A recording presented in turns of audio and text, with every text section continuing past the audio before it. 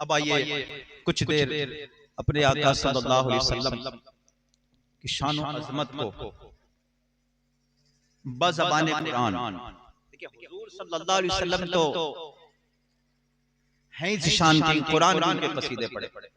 اعلیٰ حضرت کا ایک شعر ہے، بہت خوبصورت شعر ہے کہ جیسے قرآن ہے ورد اس گل محبوبی کا، جیسے قرآن ہے ورد اس گل محبوبی کا، یوں ہی قرآن کا وظیفہ ہے وقار آیات۔ جس طرح سے حضور صلی اللہ علیہ وسلم کی زبان پر قرآن کی تلاوت ہے، لوگوں کو قرآن سنا رہے ہیں، احکام قرآن بیان فرما رہے ہیں، اور یہ قرآن اسی طرح حضور صلی اللہ علیہ وسلم کی شان و عظمت کو بیان کر رہا ہے۔ قرآن پاک کے اندر 7,000 وہ مقامات علماء نے بیان فرمائے، 7,000، ایک دو نہیں، 7,000 مقامات کے جہاں باقاعدہ اللہ پاک نے واضح طور پر حضور صلی اللہ علیہ وسلم کی تعریف و توصیف بیان کی، آپ کا ذکر خیر بیان کی، اور قرآن پاک کے اندر وہ 27 مقام ہیں کہ جہاں اللہ نے محبوب پاک صلی اللہ علیہ وسلم کا میلاد بیان کیا، 27 مقام، یعنی قرآن کی۔ اور آپ کو عرض کروں یہ ترتیب وار آپ کو آیتیں ابھی سنائی جا سکتی ہیں، الحمدللہ یہ آیات آتی ہیں مجھے، تو 27 مقامات ہیں کہ جہاں پر اللہ نے محبوب کا میلاد بیان فرمایا، اور 7,000 وہ مقامات ہیں جہاں کھلے طور پر، واضح طور پر اللہ نے محبوب کی نعت بیان کی، تعریف بیان کی، ان کا ذکر خیر بیان کی۔ اور حقیقت یہ ہے کہ آغاز سے اخیر تک نظمی میاں صاحب رحمت اللہ تعالی علیہ مارا شریف والے، انہوں نے اپنے کلام کے اندر یہ بات فرمائی تھی، آپ فرماتے ہیں کہ آغاز سے اخیر تک قرآن ہے نعت مصطفیٰ، شروع سے آخر تک، آغاز سے اخیر تک قرآن ہے نعت مصطفیٰ، محبوب کے بیان کا کیسا انوکھا ڈھنگ ہے، اور نظمی کیے ہی جائے گا میلاد مصطفیٰ بیان، اس کو کبھی نہ چھیڑنا، سنی بڑا دبنگ ہے۔ آغاز سے اخیر تک پورا قرآن، اب آپ قرآن پڑھتے نا، قرآن جب پڑھتے ہیں، آئیے قرآن سے محبوب کی تعریف سنتے ہیں، انداز تو دیگر انبیاء کے بھی بیان ہوئے۔ یاد رکھیں قرآن جب آپ پڑھیں گے قرآن پاک کے اندر، جب قرآن کی تلاوت کرنا شروع کرتے ہیں تو قرآن کے اندر انبیاء علیہ السلام کا تذکرہ موجود ہے، 26 نبیوں کا تذکرہ قرآن پاک کے اندر موجود ہے، ان 26 انبیاء کے باقاعدہ نام قرآن پاک کے اندر موجود ہے۔ یہ انبیاء علیہ السلام کی قوموں نے جب ان پر اعتراض کیا، ان کی قوم نے ان انبیاء میں کسی کی رسالت کا انکار کیا، کسی کی نبوت کا انکار کیا، کسی کی کتاب کا انکار کیا، وحی الہی کا انکار کیا، ان پہ تہمتیں لگائیں، الزام لگایا، ان کو اپنے جیسا بشر کہا، ان کی شان میں بے ادبیاں گستاخیاں کی، تو یہ انبیاء علیہ السلام اپنے حلم کے انداز میں، حلیمانہ انداز میں یہ انبیاء اپنی قوموں کو جواب دیتے رہے۔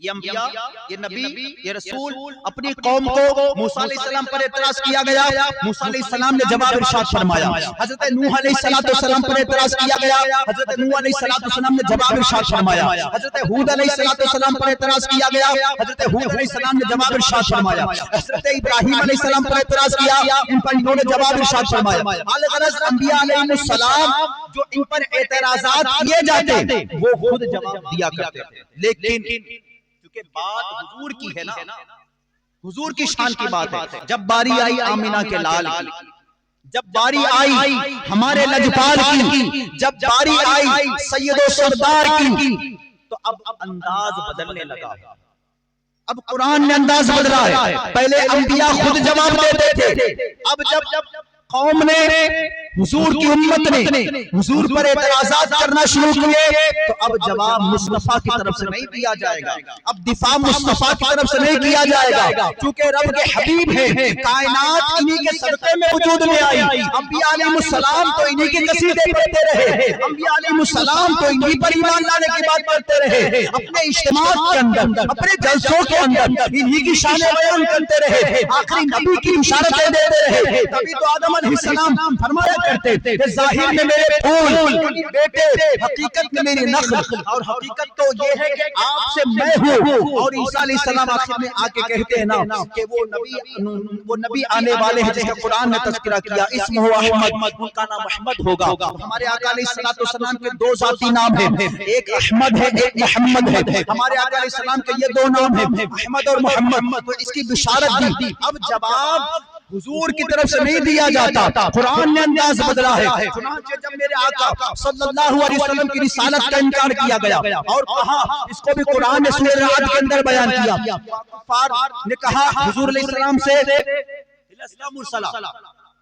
قرآن نے کہا لست مرسلا، کفار کا یہ قول ہے کہ تم رسول نہیں ہو۔ ہمارے آقا صلی اللہ علیہ وسلم کی رسالت کا انکار کیا، جواب حضور کی طرف سے نہیں آیا، اور جواب جب بھی آ رہا پہلے حضور کی نعت بیان ہو رہی پھر جواب دیا جا رہا، جواب رب کی طرف سے آیا۔ اللہ نے جواب ارشاد فرمایا لست مرسلا کا جواب آیا، یاسین والقرآن الحکیم انک لمن المرسلین علی صراط مستقیم۔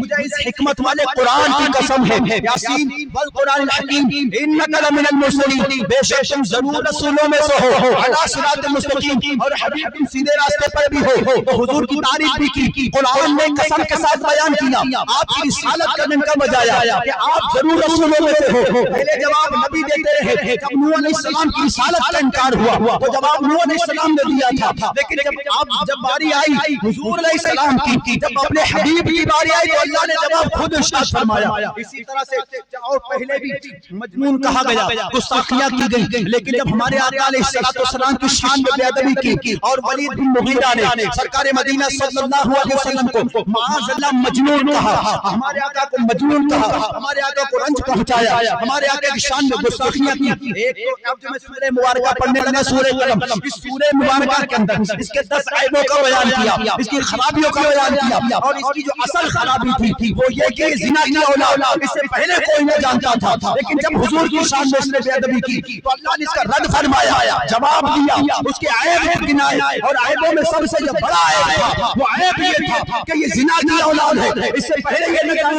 زمانہ نہیں جانتا تھا، لیکن حضور کی جب بات آئی اب اللہ نے اس لفظ مجنون کا جواب دیا۔ چنانچہ قرآن فرماتا ہے نون والقلم وما يسطرون ما انت بنعمت ربك بمجنون وانك لك لاجرا غير ممنون وانك لعلى خلق عظيم۔ اللہ فرماتا ہے کہ قلم اور اس کے لکھے کی قسم، اے محبوب صلی اللہ علیہ وسلم آپ اپنے رب کے فضل سے مجنون نہیں، بلکہ آپ کے لیے بے حد و انتہا اجر و ثواب ہے، اور آپ کا اخلاق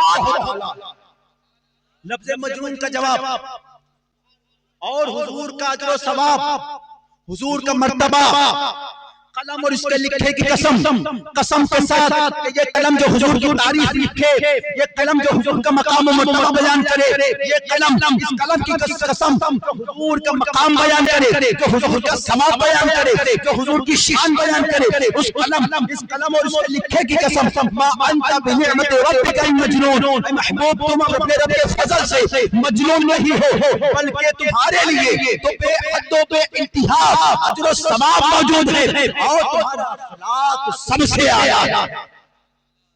کوئی آ جائے تو طلب سے بھی سوا دیتے ہیں، کوئی آ جائے تو طلب سے بھی سوا دیتے ہیں، گالیاں دیتا ہے کوئی تو دعا دیتے ہیں، اور دشمن آ جائے تو چادر بھی بچھا دیتے ہیں۔ آپ کا اخلاق تو بہت اعلیٰ، ہمارے آقا صلی اللہ علیہ وسلم کا اخلاق ایک چیز اور عرض کرنے ساتھ پھر آگے قرآن سے لے کے چلتا ہوں۔ اعلیٰ حضرت امام علیہ سنت فرماتے ہیں کہ اخلاق یہ جو عظیم خلق جو عظیم ہو گیا نا، سب سے اعلیٰ جو ہو گیا، یہ نہیں کہ حضور کا اخلاق اتنا اعلیٰ تھا اس لیے یہ اعلیٰ ہو گیا، بلکہ یہ جو خلق ہے نا اخلاق، یہ حضور کی بارگاہ میں حاضری سے بلند ہوا۔ بس سمجھ آئی؟ حضور کی بارگاہ میں حاضری سے بلند ہوا۔ اسی طرح ہمارے آقا صلی اللہ علیہ وسلم کی شان میں نازیبا الفاظ جب ابو لہب نے کہے، سرکار علیہ السلام کی بارگاہ میں نازیبا الفاظ کہے، ہمارے آقا نے اپنے خاندان کو جمع کیا، اپنے رشتہ داروں کو جمع کیا، اور ان کو دین اسلام کی تبلیغ فرمائی، ایک خدا کی دعوت دی، تو ابو لہب کہنے لگا اے محمد صلی اللہ علیہ وسلم معاذ اللہ تمہاری خرابی ہو کیا، تم نے ہمیں اس لیے بلایا ہے؟ تو جو حضور بار بار ہاتھ اٹھاتے نا تبلیغ کے درمیان، بیان فرمانے کے درمیان بار بار ہاتھ اٹھاتے، تو ابو لہب کہنے لگا کہ محمد تمہارے ہاتھ ٹوٹ جائے. حضور ایک ہاتھ اٹھا رہے تھے بار بار، ایک ہاتھ. تو ابو لہب کہنے لگا کہ حضور سے کہ معاذ اللہ تمہارا یہ ہاتھ ٹوٹ جائے جو تم اٹھا رہے ہو. اللہ پاک نے اس ابو لہبہ کو جواب دیا اور اس کا جو انجام وہ بھی بیان کیا. قرآن نے فرمایا تبت یدا ابی لہب وتب، پوری سورہ مبارکہ اس ابو لہب کے رد میں تب نازل ہوئی جب اس نے حضور علیہ السلام کے ہاتھ مبارک معاذ اللہ ٹوٹنے کی بات کی. اس نے ایک ہاتھ کی بات کی، لیکن تبت یدا، یہ یدا یہ تسمیہ کا صیغہ ہے. اے ابو لہب تیرے دونوں ہاتھ ٹوٹ جائے اور تو تباہ و برباد ہو جائے. ہمارے آقا صلی اللہ علیہ وسلم کی طرف سے رب نے جواب ارشاد فرمایا تو میرے محبوب صلی اللہ علیہ وسلم کے ہاتھ ٹوٹنے کی بات کرے گا، تیرے دونوں ہاتھ ٹوٹ جائیں. حضور کی نعت میں بیان ہو رہی اور حضور کی طرف سے اللہ پاک جواب میں ارشاد فرما رہا. ہمارے آقا صلی اللہ علیہ وسلم کو معاذ اللہ مکے والے جادوگر کہنے لگے، کہتے یہ تو شعر کہتے ہیں، شاعر کہنے لگے، یہ تو شعر و شاعری کرتے ہیں جو ان کا کلام ہے، یہ تو شعر و شاعری ہے. اللہ پاک نے کہا نہیں، میں نے اپنے محبوب کو شعر و شاعری نہیں سکھائی. قرآن نے کہا وما علمناہ الشعر وما ينبغي له، اور ہم نے ان کو شعر کہنا نہ سکھایا، نہ یہ ان کے شان کے لائق، یہ تو قرآن بیان کرتے ہیں. اللہ نے اس شاعر کا جواب بھی دیا. تو میرے محبوب کو جو شاعر کہتے ہو یہ شاعر نہیں ہے، یہ تو قرآن سناتے ہیں، یہ تو قرآن کی تبلیغ فرماتے ہیں. اللہ کی طرف سے جواب بار بار آ رہا.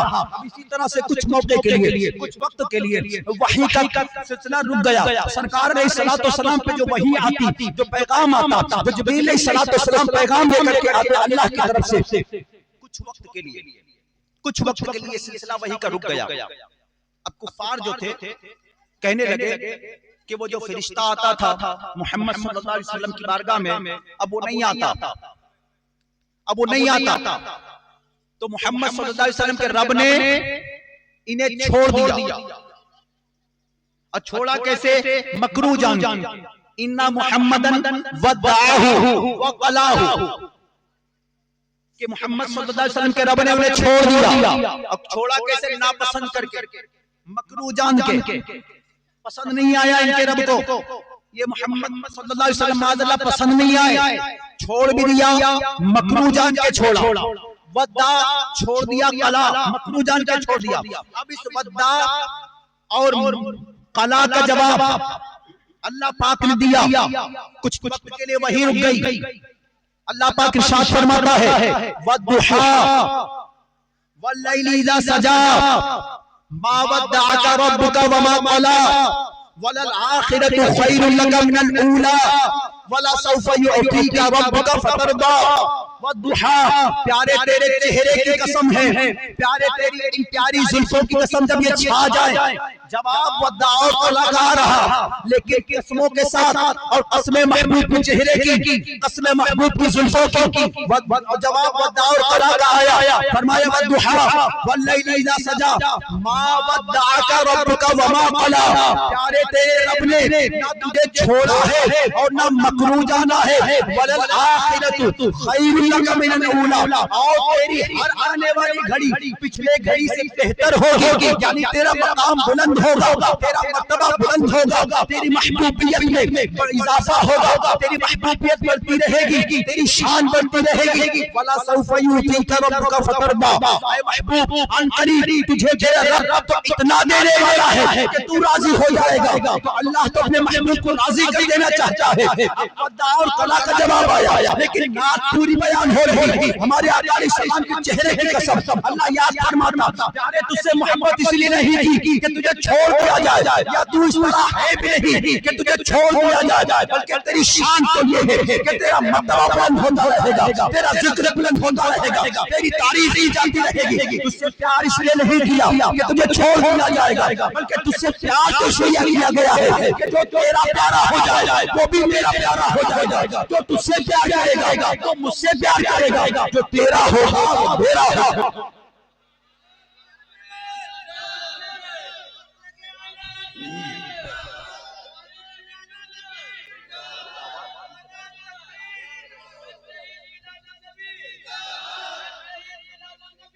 ان سے کہیے آواز کھینچ رہا ہے.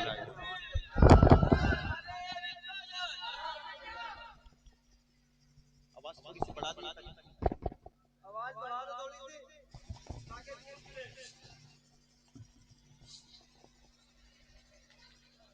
اب یوں تو کلام اس میں بہت ہے. قرآن کے اندر اس طرح کی ایک نہیں ان گنت آیات جو کفار کا اعتراض جواب رب کی طرف سے ہو. توجہ رکھیں آپ بہت ادب کے ساتھ بالکل دل لگا کے سنیں. آپ کا سینے کے اندر جو دل ہے نا اور واقعی اگر عاشق رسول ہے تو آپ کا دل جھومے گا انشاءاللہ. ایک آخری سورہ مبارک لے لیتے ہیں, اسی کے اندر کلام کر کے بیان ختم کرنا ہوگا. یوں تو بہت ساری آیات ابھی ذہن کے اندر آ رہی ہیں جو جواب اللہ کی طرف سے. پہلے نبی جواب دیتے رہے, اب قرآن پڑھتے چلے جائیں.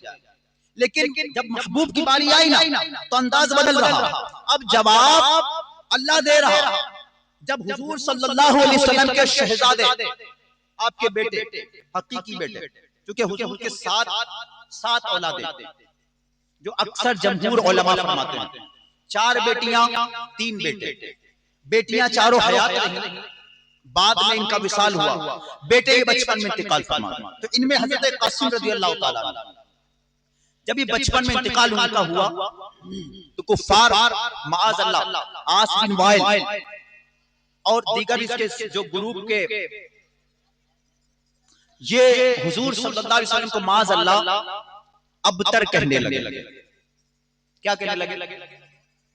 اور عرب میں ابتر ان کو کہتے ہیں جو منقطع النسل ہو, جن کی نسل آگے نہ چلے, نسل رک جائے, ابتر. تو معاذ اللہ کہا کہ یہ اب محمد صلی اللہ علیہ وسلم یہ ابتر ہو گئے, اب ان کی نسل نہیں چلے گی. تو اب چونکہ بیٹا نہ رہا تو نسل نہیں چلے گی. جب نسل نہیں چلے گی یہ بچے خاموش ہو جائیں. یہ ان کو ادھر بیچ میں لے لیجیے سب کو.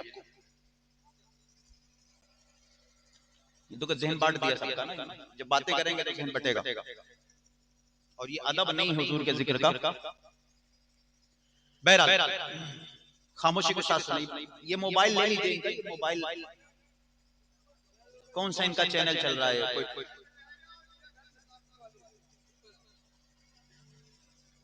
یہاں سننے کے لیے بیٹھے نا ہم لوگ.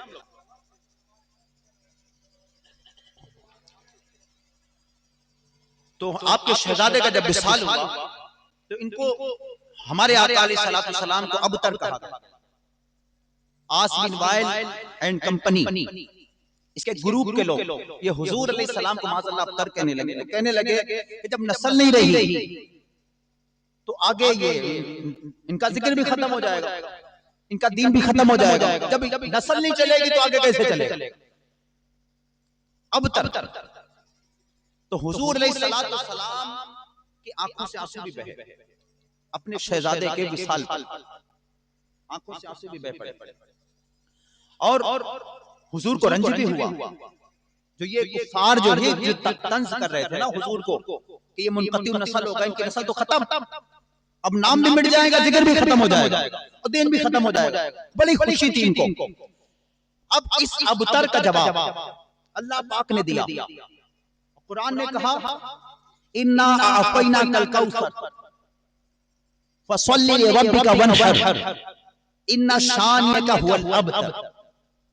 اللہ نے جواب ارشاد فرمایا کہ محبوب ہم نے تمہیں بے شمار خوبیاں عطا فرمائی. اِنَّا أَعْطَيْنَاكَ الْكَوْثَرَ اے محبوب ہم نے تمہیں بے شمار خوبیاں عطا فرمائی. تو آپ اپنے رب کے لیے نماز پڑھو, قربانی کرو. اور جو آپ کا دشمن ہے نا ان شانیہ کا ہوا الابتر وہی ہر خیر سے محروم, وہی ہر خیر سے محروم. اب جواب آیا ابتر کا ان شانی کا ہوا الابتر, اور آغاز کیا کوثر سے, آغاز کیا کوثر سے, اور جواب دیا ابتر کا کہ یہ تمہیں منقطع النسل کہہ رہے, جڑ کٹا تو اے محبوب تیرا دشمن ہوگا, نسل مٹے گی تیرے دشمن کی, نام و نشان مٹے گا تیرے دشمن کا. تجھے مٹنے کے لیے نہیں بنایا, تیرا ذکر ختم ہونے کے لیے نہیں بنایا, کیونکہ دنیا داری میں یہی ہوتا ہے کہ بیٹے سے باپ کا ذکر چلتا ہے، باپ کا ذکر بیٹے سے چلتا ہے.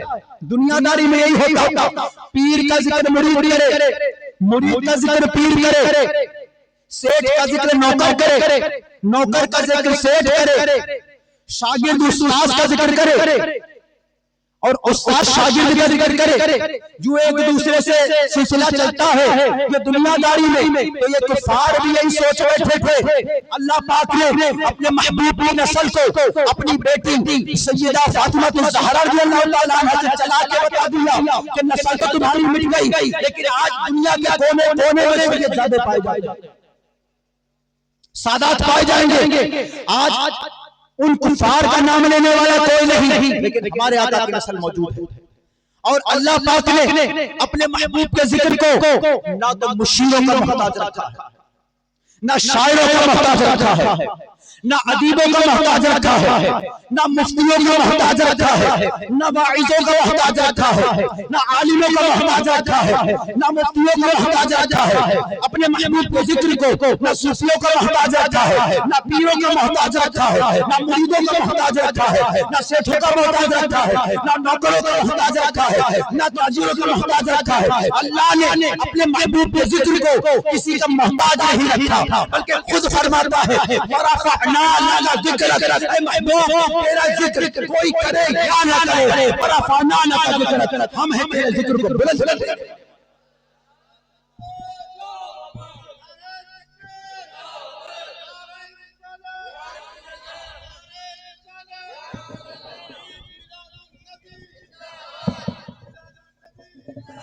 تو حضور کے ذکر کو کون مٹائے؟ یہ چلے تھے حضور کے ذکر کو مٹانے کہ حضور کا ذکر مٹ جائے گا.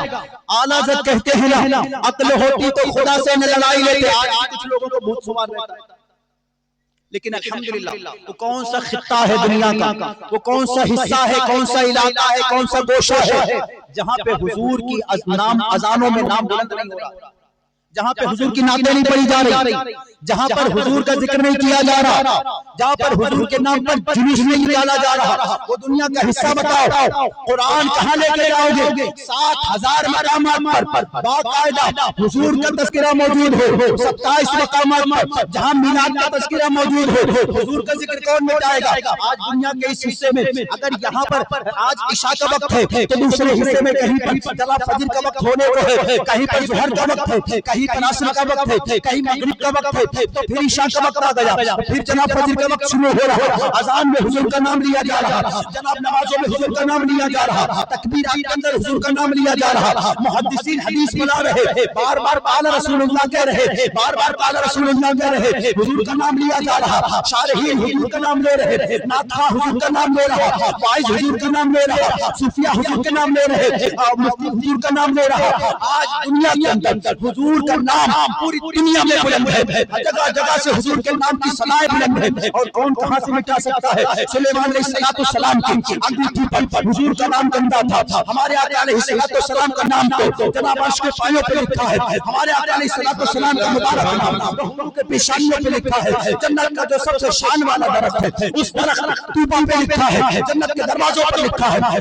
آسمانوں کے پھٹکوں کے دروازوں پہ لکھا ہے ہمارے آقا علیہ السلام کا نام. جنت کے دروازوں پہ لکھا ہے، جنت کے درختوں پہ لکھا ہے، جنت کے پتوں پہ لکھا ہے. آدم علیہ السلام کی پیچھے سرکار کا نام مبارک تھا. آج تک دنیا اس کا جواب نہیں لا سکی حضور کا نام کون مٹا سکتا ہے؟ انبیاء علیہ السلام حضور کے نام کا تذکرہ کرتے رہے، حضور کا نام لیتے رہے. آج بھی دنیا کے اندر جگہ جگہ میلاد ہو رہا، حضور کا ذکر بلند ہے. اعلیٰ حضرت نے کہا تھا عقل ہوتی تو خدا سے لڑائی لیتے، یہ گھٹائیں اسے اللہ پاک کو اسے منظور بڑھانا دے رہا. ورفعنا لک ذکرک، سایہ تجھ پر ذکر ہے، بول والا دے رہا. تو گھٹائے سے کسی کے نہ گھٹا ہے نہ گھٹے، جب بڑھائے تجھے اللہ تعالی دے رہا. اور عقل ہوتی تو خدا سے نہ لڑائی لیتے، یہ گھٹائیں اسے منظور بڑھانا. سبحان اللہ سبحان اللہ سبحان اللہ. ہمارے آقا کا ذکر مٹے کیسے؟ اب جواب آیا ابتر کا. بات کی اللہ نے کوثر کی. کوثر کیا؟ اے محبوب، اعلیٰ حضرت نے ترجمہ کیا، اے محبوب ہم نے تمہیں بے شمار خوبیاں عطا فرمائی، بے شمار خوبیاں. اب کوثر تھوڑا سمجھے میری بات. کوثر کیا؟ قرآن پڑھیں گے آپ، ہر بات قرآن سے آپ کو بیان کرنے کی کوشش کر رہا ہوں. قرآن پڑھیں گے، قرآن میں ہے قل متاع الدنیا قلیل، یہ دنیا کا برتنا تھوڑا ہے، دنیا کا سامان تھوڑا ہے. اب آپ بتائیں دنیا کے اندر کتنی قسم کی مچھلیاں، سمندر میں کتنی قسم کی مچھلیاں، کتنے پیڑ ہیں، کتنے پہاڑ ہیں، کتنے ہیرے موتی جواہرات، سونا چاندی، انسان، مخلوق، علوم، فنون، کیا کچھ نہیں دنیا کے اندر. کتنی نعمتیں، کتنی نعمتیں. قل متاع الدنیا قلیل. آج تک مچھلی کی اقسام، قسمیں یہی فائنل نہیں ہے، ایک جانور ہے. کتنی نعمتیں زمین کے اندر، کتنی نعمتیں آسمانوں کے اندر، زمین کے اوپر کتنی، پہاڑوں میں کتنی، کیا کچھ دنیا کے اندر. کوئی ایسا سافٹ ویئر ایجاد ہوا، کوئی ایسا کیلکولیٹر موجود ہے جو اللہ کی نعمتوں کو شمار کر دے، گن دے. تمام کیلکولیٹ کرنے والے ماہرین کو چیلنج کیا قرآن نے. کر سکتے ہو اللہ کی نعمتوں کو گن سکتے ہو؟ گن کے دکھاؤ، گن کے دکھاؤ. وَإِن تَعُدُّوا نِعْمَةَ اللَّهِ لَا تُحْصُوهَا. اللہ فرماتا ہے کہ تم اگر اللہ کی نعمتوں کو گننا چاہو تو گن نہیں سکتے. کتنی نعمتیں کون گنے؟ قیامت تک کے لیے چیلنج. جو بھی اس فیلڈ کے ماہرین ہیں، اس ہنر کو جانتے ہیں، اس فن کو جانتے ہیں، اس علم کو جانتے ہیں، گن سکتے ہیں کسی صورت. اللہ کی نعمتوں کو گن کے دکھا دیں. اللہ نے چیلنج کر دیا قرآن نے، قیامت تک کے لیے چیلنج موجود ہے، گن کے دکھا دے کوئی. لیکن اتنی نعمتیں، اتنا ساز و سامان دنیا کے اندر، اس بارگاہ میں، اللہ کی بارگاہ میں کیا ہے؟ قل متاع الدنیا قلیل. دنیا کا سامان تھوڑا ہے، یہ دنیا کی نعمتیں تھوڑی ہیں، اللہ کے نزدیک یہ تھوڑی قلیل ہے، قلیل ہے. اب آپ سوچو جس بارگاہ میں اتنا کچھ جو چیلنج کی صورت موجود ہے کہ کوئی گن کے دکھا دے، نہیں گنا جا سکتا، اس بارگاہ میں یہ تھوڑا ہے. اب اللہ نے اپنے محبوب کی شان کیسے بیان فرمائی؟ ایک ہوتا ہے کثیر. اب مجمع زیادہ ہو جائے تو کیا کہتے ہیں؟ مجمع کیا ہے؟ کثیر ہے، یعنی زیادہ ہے، مجمع کافی ہے، مجمع کثیر ہے. ایک ہے قلیل، کم ہونا، ایک ہے کثیر، زیادہ ہونا. کثیر پھر اکثر اور زیادہ، کثیر، اکثر، زیادہ. پھر ایک ہے کثار، بہت ہی زیادہ. کثیر، زیادہ، اکثر، بہت زیادہ، کثار، بہت ہی زیادہ. اور اللہ نے اپنے محبوب کو کیا فرمایا؟ کوثر. کوثر، کثیر نہیں، اکثر نہیں، کثار نہیں، کوثر. اچھا نکرہ کے ساتھ بھی نہیں. ابھی نکرہ اور معرفہ یہ علماء سمجھتے ہیں. الکوثر معرفہ کے ساتھ، الف لام کے ساتھ، لام تعریف کے ساتھ، تعریف اور بڑھے گی، مبالغہ اور بڑھ جائے گا. کوثر صرف نہیں، الکوثر انا اعطیناک الکوثر. اپنے محبوب کو اللہ نے کثیر کا نہیں، اکثر کا نہیں، کثار کا نہیں، اور صرف کوثر کا بھی نہیں، بلکہ الکوثر اور اعطینا، ہم نے عطا کیا. اے محبوب آپ کو کوثر کا مالک بنایا. اللہ اپنے محبوب کو کوثر کا مالک بنا رہا، بے شمار خوبیوں کا مالک بنا رہا. وہ جس بارگاہ میں جو دنیا کی نعمتیں ہیں یہ گن نہیں سکتا انسان، وہ بارگاہ میں قلیل ہے. اللہ کی بارگاہ میں کثیر کی بات نہ ہوئی، کثار کی بات نہ ہوئی، اکثر کی بات نہ ہوئی، کوثر کی صرف بات نہ ہوئی. الکوثر، محبوب کو اللہ نے کوثر کا مالک بنایا. اب اس کوثر کی تفسیر پڑھنے لگا. تفسیر معالم التنزیل، تفسیر بیضاوی، تفسیر مدارک، تفسیر مظہری، مختلف تفسیر خازن، تفسیر خزائن العرفان، یہ مختلف جو تفاسیر قرآن کی ہیں اس لفظ کوثر پر سب کلام کر رہے ہیں، مفسرین کلام کر رہے ہیں. کسی نے کہا کہ اس کوثر سے مراد حضور کا علم ہے، کوثر سے مراد جنت ہے جس کے حضور مالک بنائے گئے، کوثر سے مراد نبوت ہے، کوثر سے مراد رسالت ہے، کوثر سے مراد مقام محمود ہے، کوثر سے مراد حضور علیہ الصلوۃ والسلام کا سراپا معجزہ ہونا بھی ہے، کوثر سے مراد آپ کی نسل قیامت تک کے لیے باقی رہنا بھی ہے، کوثر سے مراد آپ کے ذکر کی بلندی بھی ہے، کوثر سے مراد بے شمار معجزات بھی ہیں، بلکہ آگے کی تفاسیر ہٹا بھی دیں، آج کی آسان ترین تفسیر جو عام مسلمان بھی پڑھتا ہے، اس کوثر کے اوپر 16 معنی حضرت نعیم الدین مراد آبادی علیہ رحمۃ اللہ الہادی نے کنز الایمان شریف کی تفسیر لکھی، اس لفظ کوثر پر 16 معنی لکھے، آپ فرماتے ہیں، آپ معنی کرتے ہوئے لکھتے ہیں کہ پیارے حبیب ہم نے آپ کو کوثر کا مالک بنا کر بے شمار خوبیاں عطا فرمائی، آپ کو حسن ظاہر بھی دیا، آپ کو حسن باطن بھی دیا، امت کی کثرت بھی عطا کی، آپ کی نسل کو قیامت تک کے لیے چلا دیا، آپ کے ذکر کو بلند بھی کیا، ہم نے آپ کو مقام محمود میں فائز بھی کیا ہے، آپ کو بے شمار معجزات بھی عطا کیے ہیں، کفار پر غیر مسلموں پر غلبہ بھی عطا کیا ہے، آپ کی امت کی کثرت بھی آپ کو عطا کی ہے، آپ کو نبوت بھی دی، آپ کو رسالت بھی دی، آپ کو کتاب بھی عطا کی، آپ کی شان و عظمت کا ڈنکا قیامت تک بجتا رہے گا، آپ کو بے شمار خوبیاں اس طرح کے 16 معنی آپ نے بیان کیا، اور جو تفاسیر اور مفسرین نے لکھی تقریباً ہر ایک آخر میں جا کے جملہ کہا ہے کہ پیارے حبیب ہم نے آپ کو بے شمار اور بے انتہا وہ نعمتیں اور وہ خوبیاں وہ اوصاف وہ کمالات عطا کیے جس کی حد اور انتہا کوئی نہیں۔ نعرہ تکبیر، نعرہ تکبیر، نعرہ رسالت، نعرہ رسالت، علماء اہل سنت، جس کی حد کوئی نہیں۔ کوثر، اس کوثر سے مراد حوض کوثر بھی، یہ مختلف قسم کے معنی، تو ہمارے ذہن کے اندر فوراً ایک بات آتی ہے کوثر سے مراد وہی کوثر، بے شمار اس کا بیان کون کر سکے، کوثر ہے کیا؟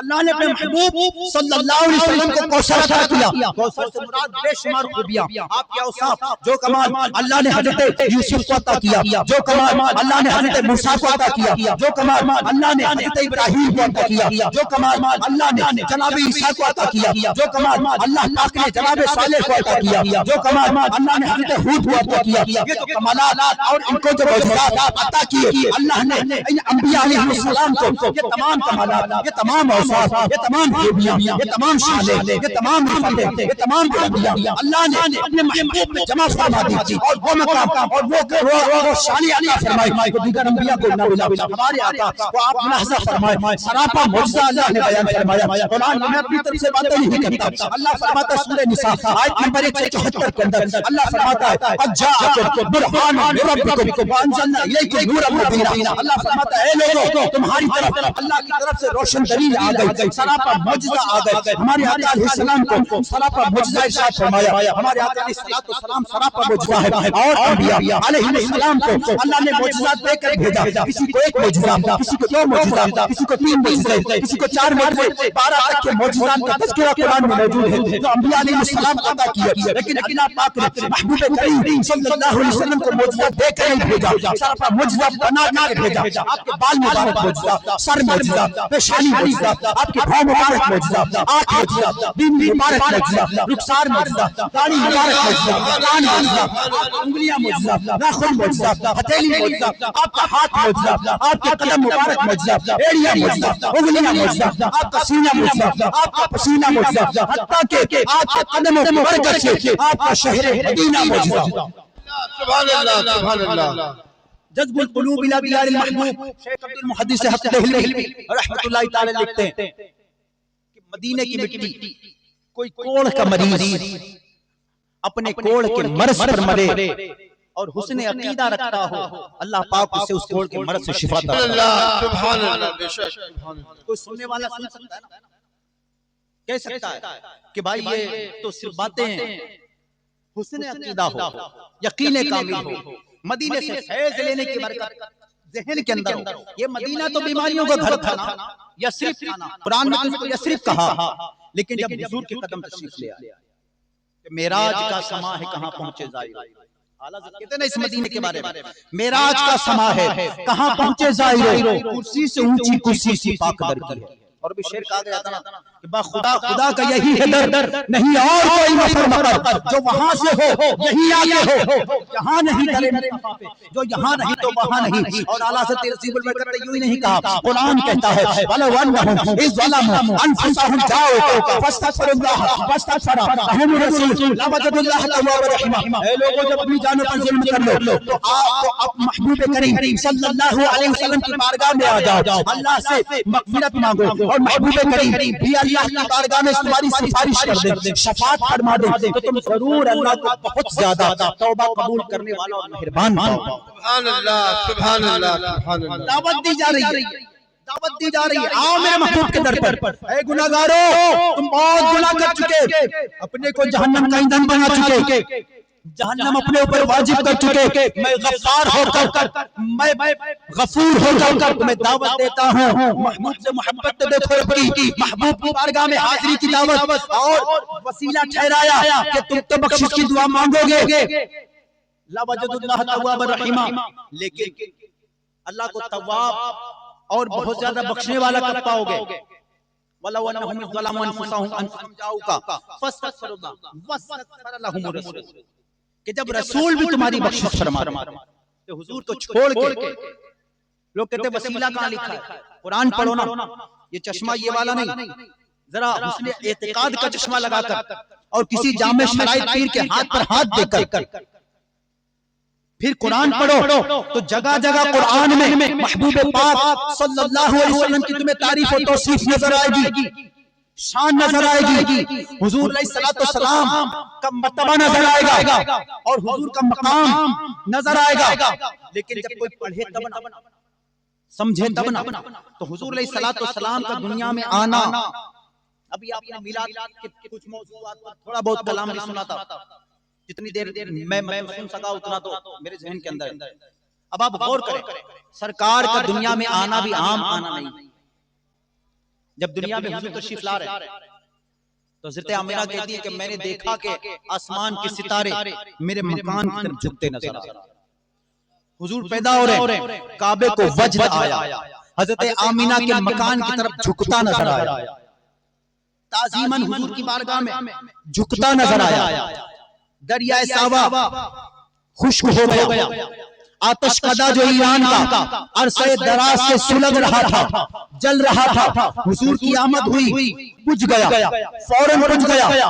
کعبہ شریف کے اطراف میں یا چھتوں پر جو بت رکھے تھے، جیسے حضور تشریف لائے وہ تمام بت آنکھوں گر پڑے۔ ہمارے آقا علیہ السلام تشریف لائے، جب پیدا ہوئے، حضرت آمنہ فرماتی خرج منی نور، کہ میرے جسم سے ایک نور نکلا، اس نور کی روشنی میں نے ملک شام کے محلات کو لحظہ فرمائے۔ ہمارے آقا علیہ السلام کی شان کو دیکھو کہ حضرت آمنہ حضور کے نور سے مکے کے اندر بیٹھے، اپنے گھر کے اندر پردے کے اندر رہتے ہوئے، چونکہ حضور پیدا ہو رہے تھے، اس وقت حضور علیہ السلام کے نور سے ملک شام کے محلات کو لحظہ فرمائے، ملک شام کے محلات کو لحظہ فرمائے۔ یہ حضور جب اپنی ماں کو بوقت ولادت اپنے نور سے ملک شام کے محلات دکھا سکتے ہیں، تو کیا وہ آقا ہمیں یہاں پر میلاد مناتے ہوئے نہیں دیکھ رہے ہوں گے؟ نہیں دیکھ رہے ہوں گے؟ جو اپنی ماں کو اپنے نور سے مکے کے اندر بیٹھے ملک شام کے محلات دکھانے پر قادر ہیں، اللہ نے جن کو یہ قدرت عطا فرمائی ہو، وہ اور بچے ہوں گے دوسری طرح پیدا ہوتے ہوں گے۔ ہمارے آقا جب دنیا میں تشریف لا رہے ہیں تو ناف بریدہ پیدا ہو رہے ہیں، پاک و صاف و طیب و طاہر پیدا ہو رہے ہیں۔ آقا قدرتی طور پر ہمارے آقا کے آنکھوں میں سرما لگا ہوا ہے، سرکار مدینہ صلی اللہ علیہ وسلم خوشبوؤں میں لپٹے ہوئے پیدا ہو رہے ہیں۔ آتے ہی سجدہ کیا، سر کو سر مبارک کو سرکار نے زمین پہ رکھا، اللہ پاک نے محبوب کے سر رکھنے پر ساری زمین کو سجدہ گاہ۔ سبحان اللہ سبحان اللہ۔ اس سے پہلے جو نبی تھے، انبیاء تھے، وہ جہاں پہ دائرہ بنا دیتے، جہاں پر حد بیان کر دیتے، سجدہ وہیں کیا جائے، وہیں پہ سجدہ ہوگا، لیکن میرے محبوب کے پہلے سجدے پہ روز ازل سے درود، یادگاری امت پہ لاکھوں سلام۔ میرے آقا دنیا میں تشریف لائے، سرکار علیہ السلام سجدے میں سر رکھتے، ربی حبلی امتی کی دعائیں مانگتے، تشریف لائے، اللہ نے اس پہلے سجدے کی برکت اور پہلے سجدے کی شان بیان کر دی گویا دنیا کو، میرا محبوب سر کو سجدے میں رکھ رہا ہے، اس لیے ساری دنیا میں جہاں جاؤ نماز پڑھو۔ اب کوئی دنیا میں مسجد بناؤ، کہیں بھی نماز پڑھی جائے، کہیں بھی نماز قائم کر لی جائے، یہ حضور کے دنیا میں آنے پر، اور پھر وہ محبوب جو پہلے سجدے پر امت کو یاد کر رہے ہیں، امت کو یاد کر رہے ہیں۔ کون ہے ایسا جو اپنی اولاد کو بھی کوئی اتنا یاد نہیں کرتا؟ ہمارے آقا دنیا میں آتے ہی اپنی امت کو یاد کرتے ہیں، کیسی محبت ہے۔ اور جب سرکار علیہ السلام اعلان نبوت فرما چکے، اس کے بعد جو آپ کا رات کا رونا تھا، اشک باری تھی، کیا حضور کو اپنا غم تھا؟ اپنا غم تھا حضور کو؟ نہیں، حضور صلی اللہ علیہ وسلم کو اس امت کا غم تھا کہ یہ امت ایمان لے آئے، جہنم سے بچ جائے، ان کے لیے جو ایمان لے آئے ان کے لیے بخشش کی دعائیں کی جا رہی ہیں۔ رات بھر حضرت عائشہ تو یہاں تک فرماتی کہ حضور اتنا طویل قیام کرتے کہ سرکار کے پیر مبارک سوج جایا کرتے، آنکھوں سے ٹپ ٹپ ٹپ ٹپ آنسو بہتے۔ حضرت عائشہ بیان کرتی مکاشفۃ القلوب کے اندر، باقاعدہ امام غزالی نے اس کو روایت کیا کہ آپ صلی اللہ علیہ وسلم کے سینہ مبارک سے ہانڈی کی طرح ابلنے اور پکنے کی آواز آتی جب آپ قیام و رکوع کے اندر ہوتے، مسلسل۔ حضور کی بارگاہ میں عرض کہ میرے سرتاج آپ اتنا کیوں روتے ہیں؟ کیا اللہ نے آپ کے صدقے آپ کے امت کے اگلے پچھلے گناہوں کو معاف نہیں کیا؟ حضور فرماتے ہیں اے عائشہ، جب اللہ نے مجھے اتنا کچھ دیا تو کیا میں اپنے رب کا شکر گزار بندہ نہ بنوں؟ دعائیں مانگ رہے، غاروں میں جا جا کے رو رہے، کئی دن تک رو رہے، سجدوں میں اشک باری ہے، امت کی یاد ہے۔ معراج پر حضور تشریف لے جانے لگے، براق حاضر ہے، شان و شوکت کے ساتھ دولہا بنایا گیا ہے، 70,000 فرشتوں کے جھرمٹ میں حضور کو دولہا بنا کے براق پہ سوار کیا جا رہا ہے، شان و شوکت کے ساتھ رب کی بارگاہ میں جا رہے ہیں، وہ مقام پا رہے ہیں جو کسی نبی کو نہیں ملا، جو کسی رسول کو نہیں ملا۔ رب سے ہم کلامی کی تو باقاعدہ براہ راست رب سے ہم کلام ہونے، رب کا دیدار کرنے جا رہے ہیں۔ لیکن اب غور کرو، براق کا سوار ہونے سے پہلے بھی ٹھہرتے ہیں نا حضور، جبریل عرض کرتے ہیں نا سوار ہو جائیں، حضور فرماتے ہیں کہ مجھے میری امت کی یاد ہے، میں تو براق پر سوار ہو کر آج رب کی بارگاہ میں جا رہا ہوں، پل صراط میری امت کیسے گزرے؟ اللہ پاک کی طرف سے فوراً بشارت آ جاتی ہے، محبوب سے کہو اپنی امت کی فکر نہ کریں۔ یہی محبوب جب معراج پر گئے، ہم کلام ہو رہے ہیں، فَأَوْحَا إِلَىٰ عَبْدِهِ مَا أَوْحَا، بس رب نے اپنے بندے کی طرف وحی فرمائی جو وحی فرمائی۔ اب ہم کلام ہیں، علماء لکھتے کہ 300 مرتبہ اللہ کی بارگاہ میں امت کا سوال پیش ہے۔ محبوب امت کا سوال کر رہے ہیں بار بار رب کی بارگاہ میں، امت کا معاملہ، امت کا معاملہ، امت کا معاملہ، بار بار۔ اب غور کرو، معراج کی رات بھی حضور نہیں بھول رہے، بوقت وصال حضور نہیں بھولے، اور مبارک قبر میں سرکار علیہ السلام جب تشریف فرما ہوئے، جو سب سے آخر میں آنے والے صحابی قبر سے، وہ فرماتے ہیں نا کہ حضور کے ہونٹ مبارک کھل گئے، اس وقت بھی امت کے لیے دعائیں جاری تھی۔ اور آج بھی حضور علیہ السلام فتاوی رضویہ شریف کے اندر اعلیٰ حضرت نے اس کو بیان فرمایا کہ کبھی جب کان بجتے ہیں نا تو علماء نے فرمایا درود پڑھو، مستحب ہے جب کان بجے تو درود پڑھنا چاہیے، کہ یہ وہی مبارک آواز ہے جو میرے محبوب صلی اللہ علیہ وسلم اپنے رب کی بارگاہ میں امت کے لیے دعائیں کر رہے ہیں۔ سبحان اللہ، مزار پاک کے اندر دعائیں کر رہے ہیں حضور، امت کے آج بھی اعلیٰ حضرت امام اہل سنت کہتے ہیں نا کہ جنہیں مرقد میں تا حشر امتی کہہ کے پکارو گے، ہمیں بھی یاد کر لو ان میں صدقہ اپنی رحمت کا، یا رسول اللہ ہمیں بھی ان میں یاد رکھو، ہم بھی آپ کے غلام ہیں۔ تو حضور قبر مبارک کے اندر آج بھی امت کو یاد کر رہے ہیں۔ غور کرو، قیامت کا دن ہوگا، ہر ایک کو اپنی فکر ہوگی، اذهبوا الى غیر نفسی نفسی، ہر نبی پکارے گا ان کی امتیں ان کی بارگاہوں میں حاضری دیں گی، لیکن سب یہی کہیں گے آخر میں حضور ہی ہے وہ جو انا لہا کہیں گے۔ مقام مصطفیٰ سمجھو، امت سے پیار سمجھو۔ دنیا کے اندر عبادت کی جا سکتی ہے، سجدہ کیا جا سکتا ہے، نمازیں پڑھی جا سکتی ہیں جو آج لوگ نہیں پڑھتے، آج عبادت سے دور ہے، لیکن قیامت کا دن ہوگا کسی کو ایک سجدے کی اجازت نہ ہوگی، ایک سجدہ کوئی نہیں کر سکے گا، کوئی نہیں کر سکتا، کیونکہ وہ دار الجزا ہے، دار الجزا یا دار السزا ہو، یہاں یہ دنیا یہ دار العمل ہے، یہاں عمل کا موقع ہے، لیکن ایک بارگاہ ایسی بھی ہے، ایک ذات ایسی بھی ہے کہ جسے اللہ کی بارگاہ سے حکم ہو جائے گا، اور ہمارے آقا علیہ السلام کی وہ شان ہے کہ اللہ کی بارگاہ میں سجدہ فرما۔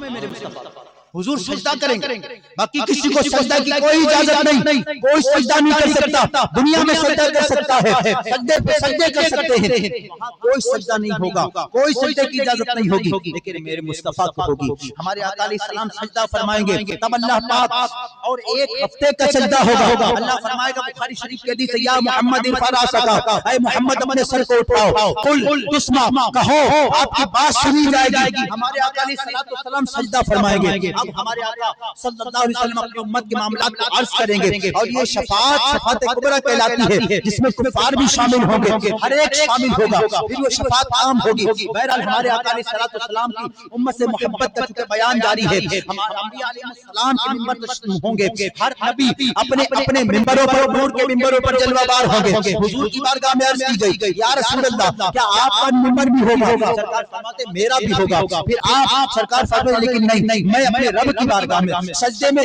امت کے لیے دعائیں مانگ رہا ہوں گا۔ بلکہ ایک روایت میں تو یہاں تک آیا کہ سرکار علیہ السلام اپنی مبارک داڑھی پکڑ کر اشکباری کرتے ہوئے اللہ کی بارگاہ میں دعائیں کر رہے ہوں گے، مولا میری امت کے لیے آسانیاں فرما دے، میری امت سے درگزر فرما دے، میری امت کے معاملات سے معافی فرما دے، اس طرح سے اللہ کی بارگاہ میں دعائیں کر رہے ہوں گے۔ اب غور کرو کہ جو نبی صلی اللہ علیہ وسلم اپنے امتیوں کی اتنی فکر کرتے ہیں، اور صرف یہی نہیں، میزان عمل پر سرکار مدینہ صلی اللہ علیہ وسلم آ کر اپنی امت کے اعمال کو بھاری بناتے ہوں گے نیکیوں کے پلے کو، کبھی پل صراط کے کنارے جا کر امت کے لیے دعائیں مانگ رہے تھے، کبھی حوض کوثر پر جا کر پیاسی امت کو سیراب کر رہے تھے، کبھی فرشتوں سے چھڑا رہے تھے، کبھی جہنم کے قریب جانے کو تھا حضور فرشتوں سے چھڑا کے لا رہے تھے، کہیں پل صراط کے کنارے دعائیں سجدے میں کر رہے تھے کہ حوض کوثر پر تشریف فرما ہے، امت کو سیراب فرما رہے تھے، کہیں میزان عمل پر آ رہے تھے۔ آپ سوچو تو صحیح کیسا مقبول دن ہوگا کہ حضور علیہ السلام کبھی سجدے میں ہیں، کبھی داڑھی پکڑے ہیں۔ حضور حضرت سیدنا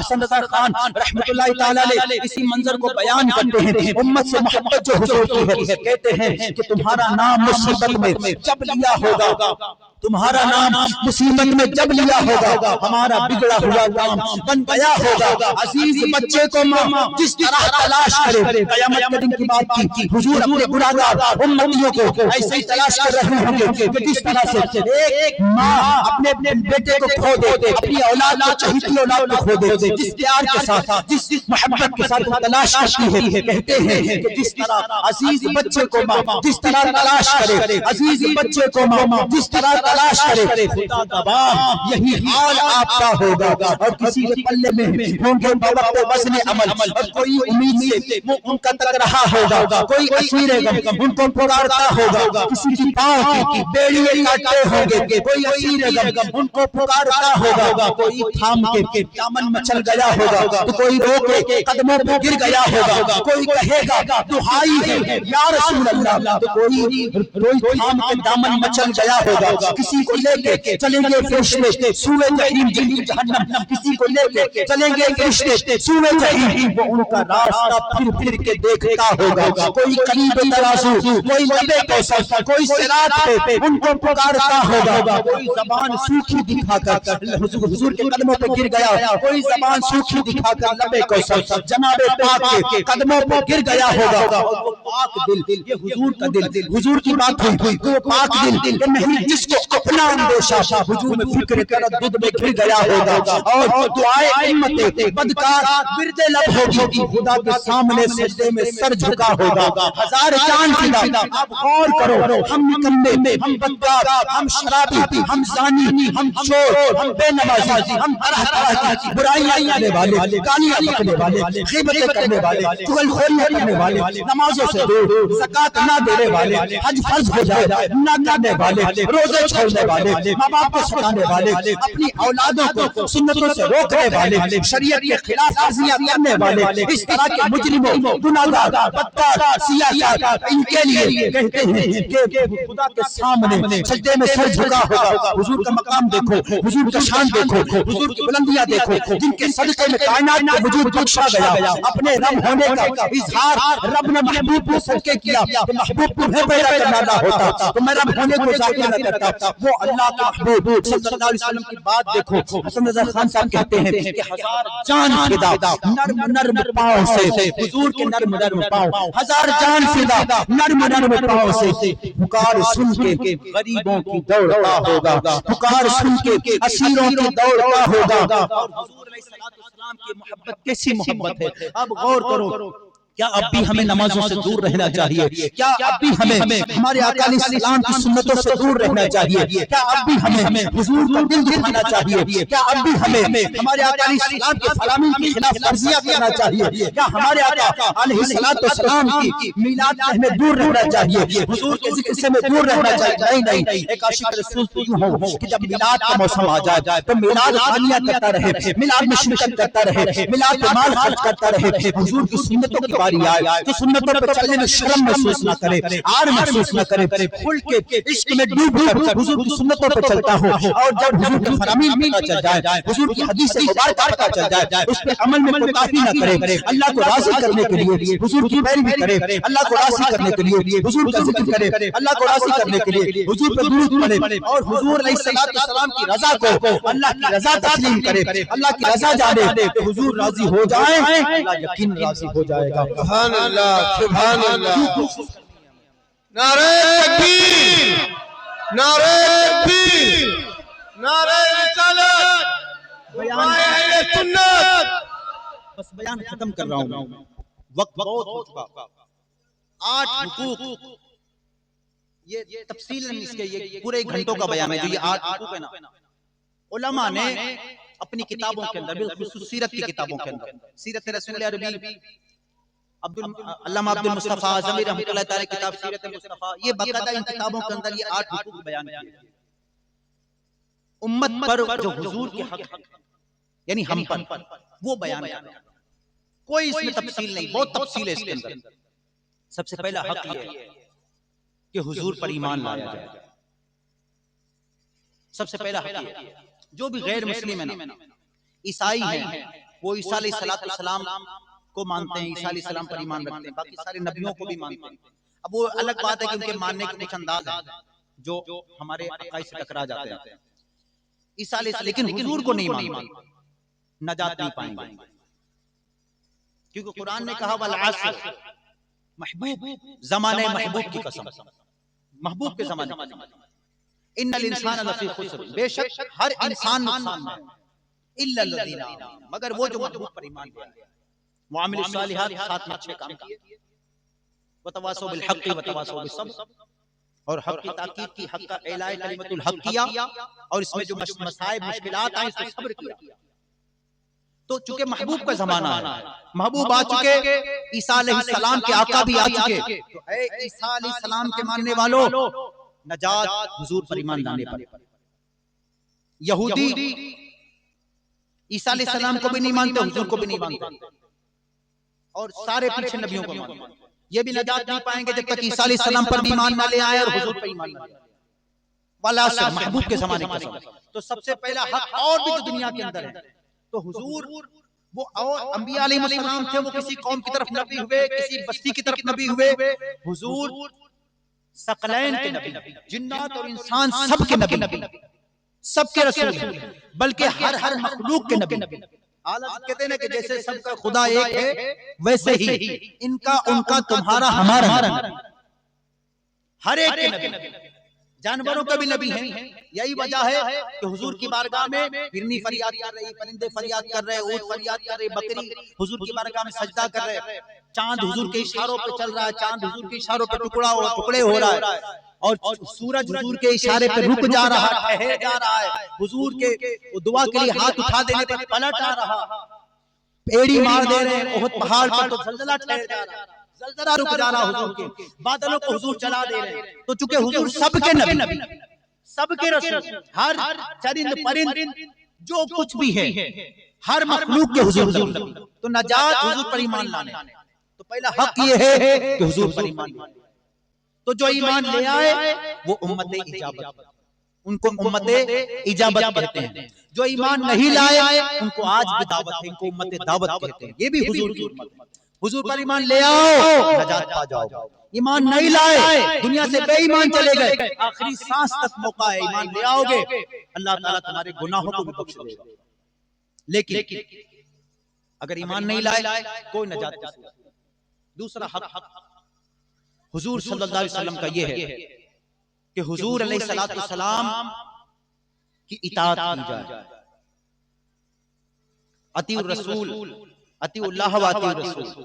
تو جو اطاعت کرو اللہ اس کے رسول کی، تو حضور کی اطاعت کرنا. حضور نے کہا یہ کرو وہ کرنا ہے، حضور نے کہا یہ نہ کرو وہ نہ کرو. اس کو کہتے ہیں اطاعت. تیسرا حق حضور کی اتباع کرنا. حضور کی اتباع کرنا. حضور ایسے کرتے ہیں ایسے کیا جائے، حضور ایسا نہیں کرتے ایسا نہیں کیا جائے. حضور کی اتباع کرنا. قل ان کنتم تحبون اللہ فاتبعونی یحببکم اللہ. اے محبوب ان سے فرما دو قل ان کنتم تحبون اللہ، اگر تم اللہ سے محبت کا دعویٰ کرتے ہو، اللہ تمہیں محبت ہے تو میری اتباع کرو. قل ان کنتم تحبون اللہ فاتبعونی، تو میری اتباع کرو. تو یحببکم اللہ، تو اللہ تمہیں خود اپنا محبوب بنا لے. اگر تم اللہ کے حبیب کی اتباع کرو گے تو اللہ تمہیں خود اپنا پیارا بنا لے. تم کہہ رہے ہو ہم اللہ کے پیارے، اصل میں یہودی کہتے تھے. یہ محمد صلی اللہ علیہ وسلم تو اپنی مطلب اس لیے اتباع کرانا چاہتے ہیں کہ ان کی اتباع کر لی جائے، تو مطلب ہم آگے چل کے پھر ان کو یوں مان لیں یوں مان لیں یوں مان لیں. ہم نہیں کرتے، ہم تو خود اللہ کے پیارے ہیں. انبیاء تو ہماری نسل میں، ہم انبیاء کی نسل میں، ہم ان کو کیوں مانیں؟ تو یوں اعتراض کرتے ہیں. اللہ نے فرمایا نہیں چلنے والے، ایمان حضوری پہ لانا. اور صرف ایمان، اگر تم کہتے ہو تمہارا دعویٰ ہے نا کہ ہم اللہ کے پیارے ہیں، کیسے تمہارا دعویٰ بیکار ہے. اگر تم محبوب پر ایمان لا کر اتباع کرو گے تو تمہارا یہ دعویٰ اپنی جگہ ہوگا، بلکہ اللہ تمہیں خود اپنا محبوب بنا. یہ ہمارے لیے کہ حضور کی اتباع کرو. یہ زبانی خرچ کرنا اپنی جگہ پر ہے، یہ کسی کام کا نہیں ہے، یہ زبانی خرچ ہے. ہم حضور کے بڑے عاشق ہیں، ہم حضور سے بہت محبت کرتے ہیں. اس دعوے کی دلیل کیا ہے؟ دعوے کی دلیل کوئی ہونی چاہیے. آپ دعویٰ کر رہے ہو، بلا وجہ کا دعویٰ نہیں، دعویٰ دلیل کے ساتھ ہونا چاہیے. دلیل یہ ہے کہ بندہ پیروی کرے، دلیل یہ ہے کہ بندہ اطاعت کرے، دلیل یہ ہے کہ حضور سے سچی محبت کرے. تو اب تیسرے نمبر پر کیا ہے؟ اتباع، حضور کی اتباع کرے. چوتھے نمبر پر یہ ہے کہ حضور سے محبت کرے، بے پناہ محبت کی جائے حضور سے. یہاں تک کہ سرکار علیہ السلام خود ارشاد فرماتے، بخاری شریف کے اندر حدیث پاک کتاب الایمان، سرکار نے فرمایا لا یؤمن احدکم حتی احب الیہ من والدہ و ولدہ والناس اجمعین. سرکار فرماتے کہ تم میں کوئی مومن نہیں ہو سکتا جب تک کہ میں اس کے نزدیک اس کے ماں باپ، اس کی اولاد، یہاں تک کہ تمام لوگوں سے زیادہ پیارا اور محبوب ہوں. تو جان سے بھی زیادہ، جان سے بھی زیادہ حضور نے حضرت فاروق اعظم سے پوچھا تھا کہ کتنی محبت کرتے ہو؟ تو انہوں نے عرض کی تھی یا رسول اللہ جان کے علاوہ آپ سے سب سے زیادہ محبت کرتا ہوں. سرکار نے فرمایا بھی کامل مومن نہیں ہے. کامل مومن جو حضور سے جان سے زیادہ محبت کرے. تو فاروق اعظم نے فرمایا، عرض کی یا رسول اللہ میں آپ سے اپنی جان سے زیادہ محبت کرتا ہوں. اچھا صرف یہ دعوے نہیں تھے، صحابہ نے کر کے دکھا دیا. جنگ بدر کا موقع آیا، سرکار نے مشورہ فرمایا کہ کفار جو یہاں پر حملہ آور ہونا چاہتے ہیں، ہمیں مقابلہ کرنا ہے. مشورہ چل رہا ہے، صحابہ مشورہ لے رہے ہیں. صحابہ پکار اٹھے یا رسول اللہ ہم وہ نہیں ہیں موسیٰ علیہ السلام کی قوم کہ جو موسیٰ علیہ السلام سے جنہوں نے کہا تھا کہ آپ اور آپ کا رب لڑے جا کر ہم نہیں جانے والے، بلکہ آقا آپ ہم سے مشورہ نہ کریں، آپ ہمیں حکم دیں، ہم دریاؤں میں کود جانے کو تیار، آگ میں چھلانگ لگا دینے کو تیار. اور صحابہ نے اسے کر کے دکھایا. دشت تو دشت رہے دریا بھی نہ چھوڑے ہم نے، بحر ظلمات میں دوڑا دیے گھوڑے. صحابہ نے جانوں کی قربانیاں دی، عورتوں نے اپنے شوہر کی قربانی دی، بیٹے کی قربانی دی. اس کے باوجود اگر کسی کی تلاش ہے میدان جنگ کے اندر تو محبوب کا جلوہ دیکھنا چاہتا ہے. ایسی مائیں موجود ہیں، ایسے صحابہ موجود ہیں کہ حضور کے نام پہ اولادیں قربان ہو رہی ہیں، ہونے دیں۔ یہ حضور سے محبت ہے تو یہ محبت حضور سے ہوگی۔ چوتھا حق ہے، پانچواں حق یہ ہے کہ سرکار صلی اللہ علیہ وسلم کا ذکر کیا جائے، آپ کی زبان حضور کے ذکر سے تر ہے، آپ کی بولی حدیث کی بولی ہونی چاہیے۔ کوئی بات کرے کھانا کھانے کی تو حضور ایسے کھاتے تھے، انگلی حضور یوں استعمال کرتے تھے، حضور کو کھانے میں یہ بات پسند تھی، سونے کی بات ہو، یہ ہر بات آپ کی حضور کے ذکر سے وابستہ ہونی چاہیے۔ نعت حضور کی پڑھنا، حدیث حضور کی سننا، حضور کی حدیث بیان کرنا، آپ کی زبان پر اکثر اوقات حضور کا ذکر ہونا چاہیے۔ اور چھٹا حق یہ ہے کہ حضور صلی اللہ علیہ وسلم کی تعریف و توصیف، تعریف کی، حضور کی تعریف بندہ بیان کرے، کبھی کوئی عیب نہیں، اور عیب ہو بھی کیسے، وہ کمال حسن حضور ہے کہ گمان نقص جہاں نہیں، کہ گمان بھی جہان کرے نہ تو بیجا ہے، کیونکہ وہاں کوئی نقص و عیب ہے نہیں، وہ ذات ایسی بابرکت ذات ہے جہاں عیب کوئی ہے نہیں۔ اور یہ میں نے کہتا، قرآن خود کہتا ہے کہ اللہ اپنے محبوب صلی اللہ علیہ وسلم کی حفاظت کرنے والا، وہاں کوئی عیب نہیں، اور جو عیب تلاش کرے نا وہ کسی اور نبی کو، کسی اور کو جھوٹے نبی کو نبی مانتا ہوگا۔ ہمارا سچا نبی جو ہے وہ بے عیب، اور نبی کے لیے بے عیب ہونا ضروری ہے۔ یہاں تک کہ اگر کوئی یہ کہے نا باہر شریعت حصہ 9 مرتد کا بیان، کتاب کھول کے دیکھیں، اگر کوئی یہ کہتا کہ سرکار کے ناخن بڑے تھے یا معاذ اللہ سرکار کے کپڑے میلے تھے، اس کو علماء نے کافر قرار دیا۔ حضور کی تعریف کی جائے، حضور کی توصیف بیان کی جائے، ہم وقت حضور کی تعریف ہو، ایک مسلمان پر حضور کا حق ہے، حضور کی تعریف کریں گے، ہمیں کوئی عیب نظر نہیں ہے، نہیں، ہم اہل سنت، ہمارے پیر صاحب نے قبلہ امیر علیہ سنت نے یہاں تک سکھایا، وہ بیان کا جو انداز ہمارا ہوتا ہے نا وہ اسی انداز کا ہوتا ہے۔ مثال کے طور پہ بخاری شریف کی حدیث جب ہم پڑھتے ہیں نا کہ وہ سرکار علیہ السلام کے جب آخری مبارک ایام آپ کی حیات ظاہری کے تھے، جب سرکار علیہ السلام علیل تھے، آپ صحابہ کرام کے مبارک کاندھوں پر اپنا مبارک بازو رکھ کے جب تشریف لائے تھے نا جماعت کے درمیان، تو آپ کے مبارک قدم زمین سے، تو یہ ہم اس طرح بیان کرتے جو ہمارے پیر صاحب نے سکھایا کہ سرکار علیہ السلام صحابہ کو، مطلب یہ نہیں کہ صحابہ کے سہارے حضور آئے، سرکار صحابہ کو سہارا دے کے تشریف۔ جب حضور علیہ السلام کا حدیث میں تو یہ ہے نا کہ امامہ درخت میں الجھا، تو ہم حضور کے لیے کیسے کہہ سکتے ہیں؟ نہیں کہتے، بلکہ یوں بیان کریں گے کہ حضور صلی اللہ علیہ وسلم کا امام مبارک کی برکت اس درخت نے لی۔ مدینے کے مبارک سبحان جب اللہ، حضور تشریف لے چلتے تھے نا، جب حضور تشریف لے چلتے تھے تو مبارک جھاڑیاں کبھی کبھی سرکار صلی اللہ علیہ وسلم کے دامن مبارک سے بے تابانہ وار لپٹ جایا کرتے۔ ہم یوں بیان کرتے ہیں، یہ ہمارے ادب والے علماء نے، ہمارے مشائخ نے، ہمارے پیران اعظام نے، میرے اعلیٰ حضرت نے سکھائی۔ ہر موقع پر ہمیں ادب کے پہلو مل جاتے ہیں، کیوں؟ یہ ہمارا حق ہے، ہم حضور کے امتی ہیں، حضور کے غلام ہیں، نہ بے ادبی کو پسند کرتے نہ بے ادبوں کو پسند کرتے، ہم بے ادبی پاتے ہی نہیں، وہ کوئی عیب ہے نہیں۔ اب وہ بے ادبی عیب نکالنے والے بھی عجیب طرح کے لوگ ہیں۔ اب ایک مثال کے یہ مسجد ہے، مثال سمجھے، یہ مسجد ہے، اب یہ مسجد کسی نے بنائی، اب اگر اس مسجد کی خوبیاں بیان کریں، اس مسجد کے اندر یہ خوبی ہے، مینارے سے خوبصورت بنی ہے، یہ گیٹ یوں بنا ہوا ہے، تو یہ ٹائلز اس طرح لگے ہوئے ہیں، تو فلا یوں، تو فلا یوں، فلا، اس کی خوبیاں بیان کریں، لازماً اس کے بنانے والے کو جب اس خوبیوں کا پتہ چلے گا کہ اس کی خوبیوں کو بیان کیا جا رہا ہے، اس کو خوشی حاصل، خوشی محسوس کرے گا۔ اور اگر اس کے نقائص بیان کیے جائیں کہ گیٹ یوں نہیں ہونا چاہیے تھا، تھوڑا ادھر ہونا چاہیے تھا، یہ دروازہ یوں کے بجائے اگر اس رنگ کا ہوتا تو یوں ہوتا، تو مینار تھوڑی سی چھوٹی ہوتی، یا مینار میں اتنے کمرے کیوں بن گئے، یہ ایسا ہونا چاہیے تھا، دروازہ تھوڑا سا چھوٹا کر دینا چاہیے تھا، فلا کر دینا۔ اب یہ مختلف قسم کے مطلب یہ جو عیب و نقائص بیان کیے گئے نا، اب اگر اس کو پتہ چلے گا بنانے والے کو، بنوانے والے کو، تو اس کو اچھا نہیں لگے گا۔ اب وہ ذات جو ہے بے عیب، جہاں نقص کا گمان بھی نہیں، اب اگر اس ذات کے اندر کوئی نقص ڈھونڈتا ہے، وہ ہماری طرح تھے، عام سے انسان تھے، دیوار کے پیچھے کا علم نہیں تھا، معاذ اللہ یہ مطلب یوٹیوب کے اوپر چلے جاؤ تو ایسی گندی گندی باتیں، مطلب وہ بڑی بڑی داڑیاں رکھے ہوئے، سر پہ رومال، یہ مدن جبے پہنے ہوئے، مطلب کیسے کتوں سے بھی بدتر بولی. یہ سور کا منہ بھی اگر ایسوں کا ہو جائے نا تو یہ سور بھی ہم سمجھتے ہیں کس کی بھی ادبی ہوگی. وہ تجلیات امام احمد رضا میں ایک واقعہ پڑھا تھا، ابھی یہ عرص اعلیٰ حضرت نے بیان نہیں کیا تھا اس میں.